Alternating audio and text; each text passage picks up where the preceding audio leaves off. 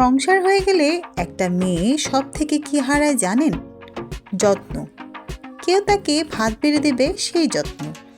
কেউ তার কথা শুনবে, সেই যত্ন। প্রচণ্ড ক্লান্তিতে কেউ তাকে ছুটি দেবে, সেই যত্ন।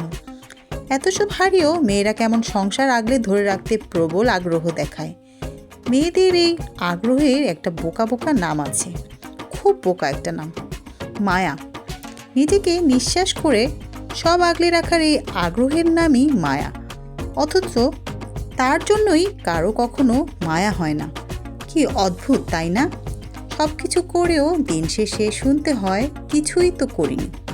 আসসালামু আলাইকুম এভরিওয়ান, সবাই কেমন আছেন? আমি আল্লাহর রহমতে অনেক ভালো আছি। নতুন দিনে নতুন একটি ব্লগে আপনাদের সবাইকে স্বাগতম জানাচ্ছি। আশা করছি পুরো ভিডিও শুরু থেকে শেষ পর্যন্ত আপনারা আমার সাথেই থাকবেন। মুন্সিগঞ্জ প্রায় 10 দিন বেড়ানোর পর চলে আসলাম নিজের সংসারে, নিজের আপন আলোতে, আবার সেই পুরনো রুটিনে। তো বাসায় তেমন কোনো বাজার সদাই ছিল না, তাই আমার হাজব্যান্ড অনেক বাজার সদাই করে নিয়ে এসেছিল। আর আমার মেয়েরা যেহেতু পাঙ্গাস মাছ খেতে অনেক বেশি পছন্দ করে, তাই ওদের জন্য একটু বেশি করে পাঙ্গাস মাছ নিয়ে আনা হয়েছে। তো এখানে ছিল শীতকালীন সবজি। শীতের এই সময়টা আমার কাছে খুব বেশি ভালো লাগে, হরেক রকমের সবজি দেখতে পাওয়া যায়। আমি বাসায় বাজার সদাইগুলো একটু গুছিয়ে রেখে চলে এসেছিলাম মেয়ে স্কুলের বাইরে দেখলাম একটা ভাইয়া ছোট ফুচকা বিক্রি করছে। আমার ছোট ফুচকা খেতে অনেক বেশি ভালো লাগে, তাই লোভ সামলাতে পারলাম না, খেয়ে নিলাম। তো মেয়ে স্কুলে আজকে রেজাল্ট হবে, দুই মেয়ে ও তাদের বাবাকে নিয়ে চলে এসেছিলাম স্কুলে রেজাল্টের জন্য। তো বাসায় চলে গিয়েছিলাম রেজাল্ট নিয়ে। তো বিকেলে থেকে একটু এলাকায় ঘুরতে বের হয়েছিলাম। তো দেখলাম এখানে মাহফিল হচ্ছিল। তো মাহফিলের সামনে বাচ্চাদের ছোট ছোট অনেক খেলনা এবং অনেক কিছু নিয়েই বসেছিল। তো ভাবলাম একটু ঘুরে ঘুরে দেখি এবং আপনাদের জন্য কিছুটা ফুটেজ নিয়ে রাখি, যাতে করে আপনাদের সাথে আমি শেয়ার করতে পারি।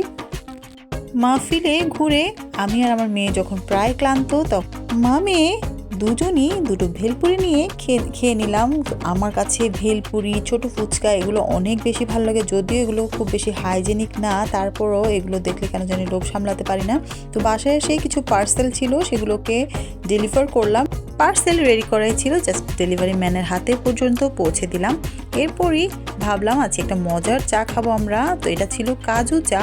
তো আমার কাছে এই চাটা অনেক বেশি মজা লেগেছে। আমি ভেবেছিলাম এই চাটা শুধু আমি একা খাবো, কিন্তু এই চাটা বানানোর পর 3 জন ভাগিদার এসে হাজির হয়ে গেছে। পরে আমরা 1 কাপ চাকে 3 জন ভাগ করে খেয়ে নিলাম। তো আমার যেহেতু বাসায় ছিলাম না বেশ অনেক দিন, তো আমার ফ্রোজেন পরোটার স্টকটা শেষ হয়ে গেছে। তো ভাবলাম কিছু পরোটা বানিয়ে আবার ফ্রোজেন করে রেখে দিই, যেহেতু আমার বাসায় রুটি পরোটা এগুলো খুব বেশি প্রয়োজন হয় এবং হঠাৎ হঠাৎ দরকার হয়ে যায়, তাই কিছু পরোটা বানিয়ে এগুলোকে ফ্রোজেন করে ফেললাম। তারপর চুলাতে কিছু মুগ ডাল ভেজে নিচ্ছি। আমি একটু বেশি করে অনেক সময় মুগ ডাল ভেজে আমি বক্সে রেখে দিই, এয়ারটাইট বক্সে, কারণ অনেক সময় দেখা যায় ভাজা মুগ ডাল দরকার হয়, কিন্তু অনেক সময় দেখা যায় সেই সময়টা থাকে না যে মুগ ডালটাকে আলাদা করে ভেজে নিব। তাই একটু বেশি করে আমি ভেজে একটা এয়ারটাইট বক্সে রেখে দিই। তো মুগ ডালটাকে ভেজে নিয়ে আমি এখানে মাছের মাথা দিয়ে মুগ ডাল রান্না করলাম। মুড়িঘণ্ট, আমার বাসায় সবাই এই মুড়িঘণ্টটা অনেক বেশি পছন্দ করে, আমার কাছেও অনেক বেশি টেস্টি লাগে এই রান্নাটা। তো আজকে মুড়িঘণ্ট করে ফেললাম। রান্না করে যেই ডিনার করতে যাব, তখনই দেখলাম আমার হাজব্যান্ড গ্রিল আর নান নিয়ে এসেছে। এই গ্রিল নান দেখার পর আর ভাত খেতে ইচ্ছা করলো না। তো আজকে ডিনারটা আমরা গ্রিল আর নান দিয়ে শেষ করে ফেললাম। এর সাথে ছিল কাবাব, সে কাবাবও নিয়ে এসেছিল।